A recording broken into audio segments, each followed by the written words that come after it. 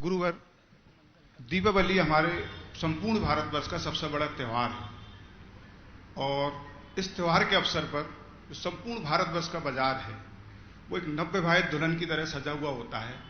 उसकी उमंग, उसका उल्लास एक नवविवाहित दुल्हन की तरह होता है। वर्तमान परिवेश में जो बड़ी बड़ी कंपनियां ऑनलाइन के माध्यम से आ रही हैं, उसकी जो नवविवाहिता दुल्हन है उस समय से पहले ही उसने पिछले 2-3 सालों में इस ऑनलाइन बाजार में उसको अधेड़ अवस्था में पहुंचा दिया है। और वर्तमान विसंगति इस साल की तो ऐसी है कि दुल्हन सूनी विधवा की तरह सूनी मांग हो गया बाजार। पूरा बाजार सुनसान है, बाजार सजा हुआ है लेकिन ग्राहक नहीं है। इसमें कुछ अगर इजाजत हो तो आंकड़ों के थ्रू बताना चाहूंगा। बोलो बोलो। पिछले 3 से 4 साल में हमारा भारतीय बाजार में लगभग 1.5 करोड़ खुदरा व्यापारी है। एक परिवार में अगर हम मान के चले 5 लोग पलते हैं तो 7.5 करोड़ का निर्वाह होता है। फिर उन पर कई कर्मचारी होते हैं, सब कुछ होते हैं। लगभग ये आंकड़ा 20 करोड़ तक पहुंचता है। करीबन 18% भारतवर्ष में परिवारों की रोजी रोटी खुदरा व्यापार से चलती है। इसमें अगर शोरूमों की तादाद, रिटेल चेन की तादाद मिलाते तो 25 करोड़ से भी ऊपर ये तादाद चली जाती है। पिछले 4 सालों में टियर 2, टियर 3 मतलब जो छोटे शहर है, रतलाम जैसे या मंदसौर जैसे, ऐसे संपूर्ण भारतवर्ष में 500% की दर से ये पूरा बढ़ रहा है ऑनलाइन व्यापार। और वर्तमान विसंगति सबसे बड़ी महाराज ये है कि ये दोनों बड़ी कंपनियां अमेरिकन हैं। सारा पैसा विदेश जाता है। हमारा वर्तमान परिवेश, हमारी संस्कृति खत्म हो रही है। लोगों से मिलना जुलना, प्रेम भाव, ये व्यापार सब खत्म हो रहा है।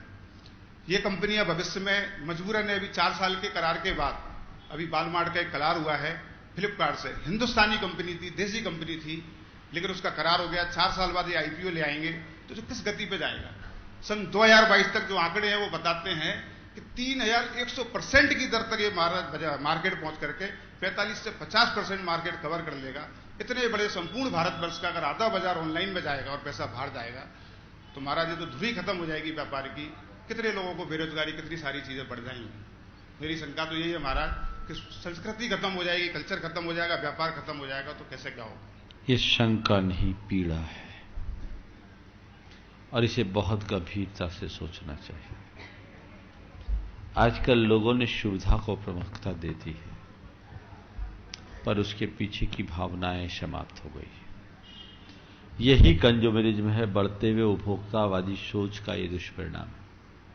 हमें तो ये सोचना चाहिए कि हम जो चीजें ऑनलाइन मिलती है और वही चीजें हमें मार्केट में मिलती है तो हमें मार्केट में ये सोच करके खरीदना चाहिए कि इससे कम से कम मेरे थोड़े से अंशदान से कईयों का परिवार पलेगा।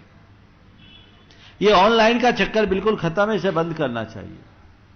मैं तो आप सबसे कहता हूं कि संकल्प लो, जितने लोगों तक ये बात पहुंचा सके पहुंचाओ। और ये तथ्य जिस तरीके से तुमने प्रस्तुत किए वो तथ्य दो कि आने वाले दिनों में क्या होगा। एक ईस्ट इंडिया कंपनी ने भारत को 300 साल तक गुलाम बना के रखा, आगे ऐसी तो हजारों कंपनियां, हम कहां जाएंगे।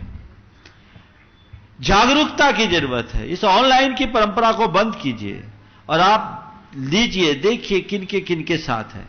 बीच में तो लोगों ने सब्जियां भी ऐसा बेचना शुरू कर दिया था, उसके लिए बड़े बड़े मॉल खोल लिए थे। हमारे रोजी रोजगार चलाने वाले छोटे छोटे लोगों के मुंह से कौन निवाले उनने छीन लिए थे। हालांकि वो नहीं पनपे क्योंकि इतने लोगों की हाय लेकर चलने वाला व्यक्ति पनप नहीं सकता। हमें इन पर बहुत गंभीरता से ध्यान देना चाहिए, विचार करना चाहिए और लोगों के मन में यह संवेदना होनी चाहिए कि मैं अगर 1 रुपए की चीज लेता हूं और उसमें यदि किसी को 5 पैसे का लाभ होता है और उससे एक परिवार पलता है तो मेरे 5 पैसे से मेरा कुछ नहीं बिगड़ेगा पर उसका पूरा परिवार बच जाएगा, परिवार संभल जाएगा। हमें वो आगे बढ़ाने की कोशिश करनी चाहिए।